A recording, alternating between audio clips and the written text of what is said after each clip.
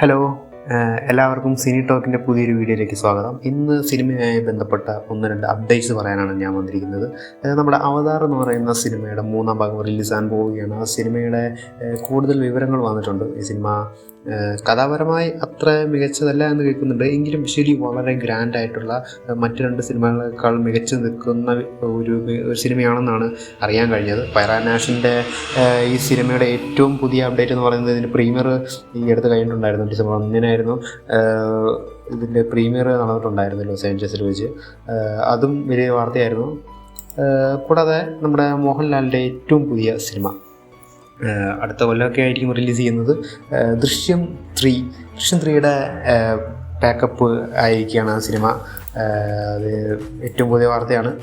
നമ്മുടെ ഫസ്റ്റ് പാർട്ടും സെക്കൻഡ് പാർട്ടും വെച്ച് നോക്കുമ്പോൾ തേർഡ് പാർട്ട് എല്ലാവരും ഏറെക്കുറെ പ്രതീക്ഷയോടെ കാത്തിരിക്കുന്നൊരു സിനിമയാണ്.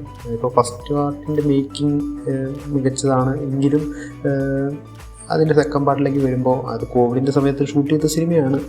പക്ഷേ ആ സിനിമ ഒന്ന് എടുത്തു നോക്കുകയാണെങ്കിൽ മേക്കിങ്ങിനെ പറ്റി ഒരുപാട് മോശം അഭിപ്രായങ്ങളുണ്ടായിരുന്നു. അത്ര പോരാ, മികച്ചതല്ല എന്നുണ്ടായിരുന്നു.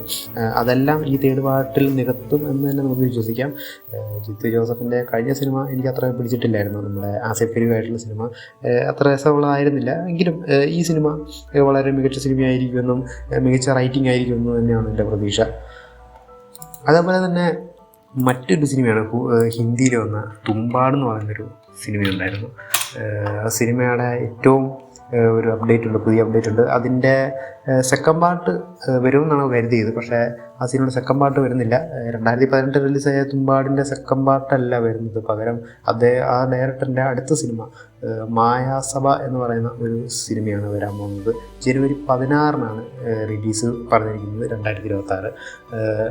അതും വളരെ മികച്ച ഒരു സിനിമയാണ് എന്ന് നമുക്ക് വിശ്വസിക്കാം. കാരണം തുമ്പാട് കണ്ടവർക്കറിയാം തുമ്പാട് അത്രത്തോളം മികച്ച ഒരു സിനിമയാണ്. അല്ലെങ്കിൽ കണ്ടിട്ടില്ലെങ്കിൽ തീർച്ചയായും നിങ്ങൾ കാണണം. വളരെ മികച്ച ഒരു ഡിഫറെൻ്റ് ആയിട്ടുള്ള ഒരു എക്സ്പീരിയൻസ് ആയിരിക്കും. കാരണം വേറിട്ട ഒരു ഹൊറർ സിനിമ, ഇന്ത്യൻ സിനിമയിൽ തന്നെ ഏറ്റവും വലിയൊരു നാഴികക്കല്ലെന്ന് തന്നെ പറയാൻ കഴിയുന്ന ഒരു സിനിമയാണ്. അപ്പോൾ തീർച്ചയായും നിങ്ങളെല്ലാവരും ആ സിനിമ കാണണം.